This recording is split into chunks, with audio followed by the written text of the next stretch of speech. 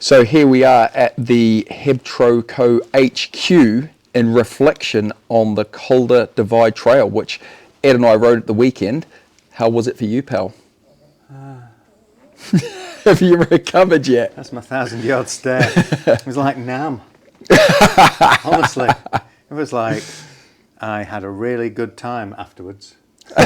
Retrospective, it was really good. The route was fantastic. The trails, like we knew a lot of the mountain biking route that was rocky and steep and a bit more technical around Hebden Bridge at the beginning.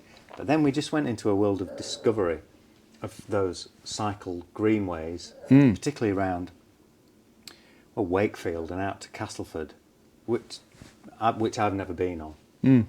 And that variety of rough mountain bike track and then old railway and cycleway, I thought was fantastic. Was like way out of my depth fitness wise, because I kind of hadn't done loads of long distance training. How was it for you, Steve? Absolute class, I think. Like you mentioned, the trails were fantastic. The company was grand, which was a pleasant surprise. Yeah, it was surprising. Considering how hard you found it, there was never one complaint, which was always a pleasure when you ride with somebody who doesn't moan. If you ask my family, they'd say, "Well, that's quite out of character." Yeah, I think we had a really late night. We had a late start on Saturday. We didn't start till 11. We didn't get to the campsite till I think just after midnight. And then, but the second day, mate, how good was that? From kind of... We woke up in the rain. It felt like it was just going to be shit, I thought. Yeah, it was going to be a shit day, wasn't it? But it never came to anything, really. As soon as we got on the bikes, it kind of, by midday, it was glorious again. But I thought, for me anyway, that stretch from Marsden back across to Littleborough was phenomenal riding. Because we rode over towards Home Moss, kind of heading towards Home Firth.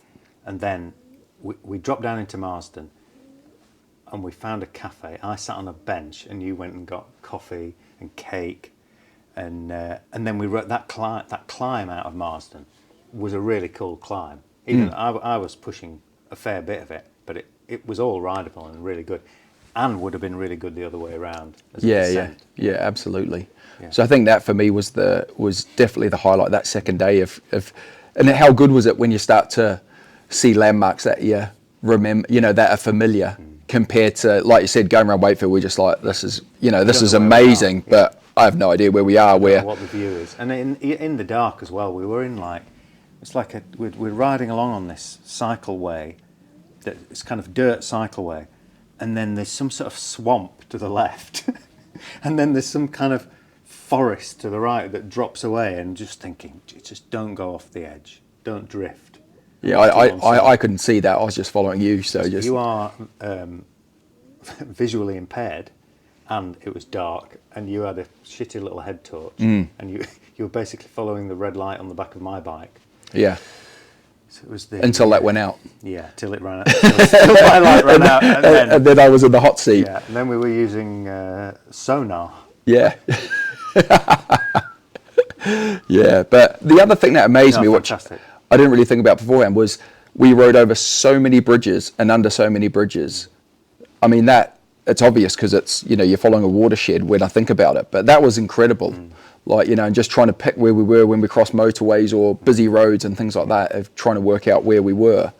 But what a fantastic event. I can't, I couldn't tell people to sign up and get involved.